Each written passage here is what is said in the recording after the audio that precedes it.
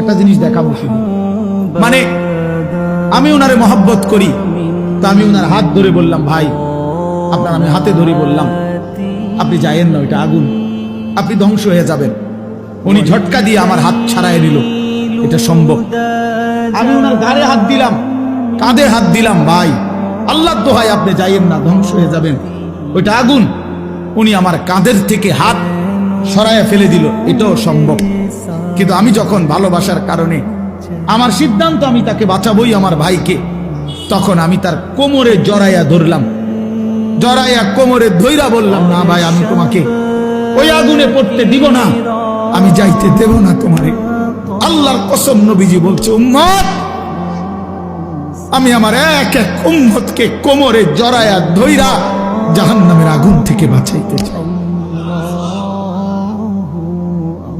কোমরে জড়াইয়া ধরলে ছুটা বড় কঠিন, কঠিন না? হাতে না ছেড়াই দিলেন, কাদের হাতে না ফেলে দিলেন, কিন্তু কোমরে জড়াইয়া ধরলে কেমনে ছাড়বেন? তো নবী এটা বলছে, ওয়া আনা আখিযুন বিহুজাজিকুম, আমি তোমাদেরকে কোমরে জড়াইয়া ধরে চাই, তবু আমার উম্মত বেঁচে যাক,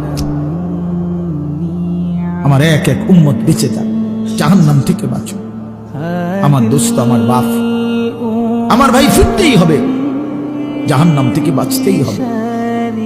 দোস্ত, বিষয়টা মামুলি মনে করেন, এটা একটা ওয়াজ করছি এই জন্য, আর 10 জন বক্তা ওয়াজ করছেন, আমিও করছি, না রে ভাইয়া, এই জন্য না।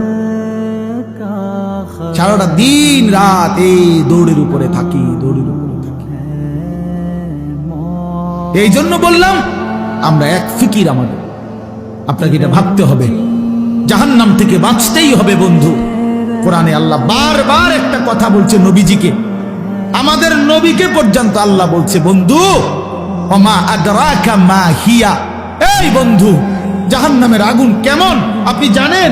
নবীজিকে বলছে আল্লাহ, নারুন হামিয়া, বন্ধু আপনাকে বলছি, লেলিহান আগুনের ধাউ ধাউ শিখা জাহান্নামের আগুন।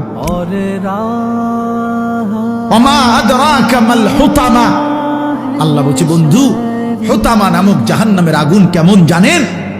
তো নবীজিকে আল্লাহ বলছে নারুল্লাহিল মুকাদা, আল্লাহ বলছে নবী আমি আমার কর্মচারী দিয়ে আগুন লাগাই নাই, আমি আমার কাজের লোক দিয়ে আগুনটা লাগাই নাই, আমি আল্লাহর হাতে লাগানো জাহান্নামের আগুন, এই আগুন আমি লাগাই দিছি, নারুল্লাহ আমার হাতে জ্বালানো আগুন।